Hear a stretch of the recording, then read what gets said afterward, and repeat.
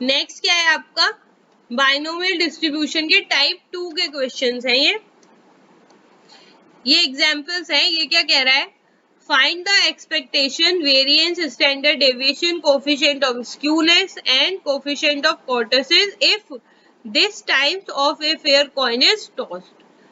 अब ये एग्जाम्पल है तो हमने इतनी सारी चीजें पूछ ली आपसे एक ही क्वेश्चन में। एग्जाम में आपसे कोई एक ही चीज पूछेगा, ठीक। तो यहाँ पे n क्या हो जाएगा आपका, n हो जाएगा 2, 5, 6, ठीक।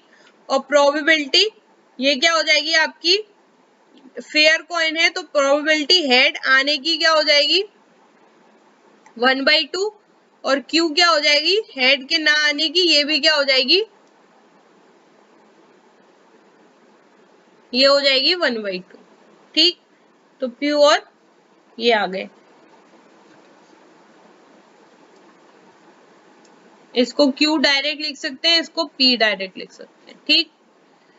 अब हमसे क्या पूछ रहा है, एक्सपेक्टेशंस। तो देख लेते हैं, तो मीन क्या हो जाएगा हमारा,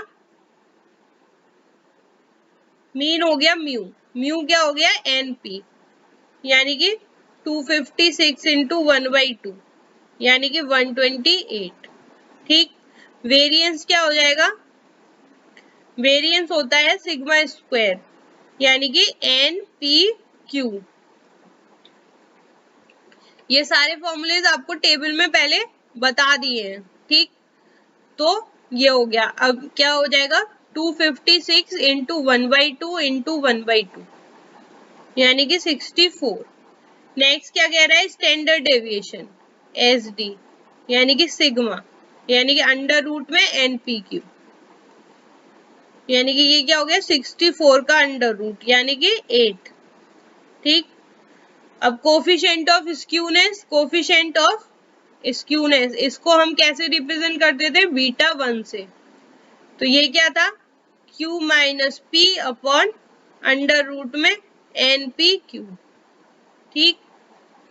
तो ये क्या हो जाएगा 1/2 माइनस 1/2 अपॉन अंडर रूट में NPQ क्या है हमारा 8 आया निकल के स्टैंडर्ड डेविएशन, तो ये क्या हो जाएगा 0।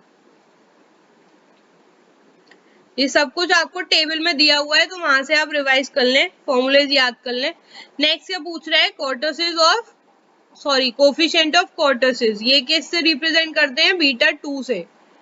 तो ये क्या हो जाएगा 3 plus 1 minus 6PQ upon NPQ।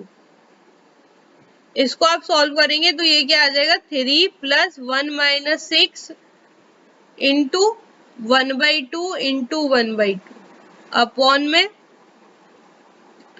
256 into 1/2 into 1/2।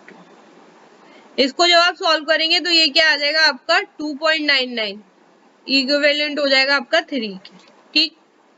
तो ये सारी चीजें हमने निकाल के देख ली, डायरेक्ट फॉर्मूला बेस्ड है।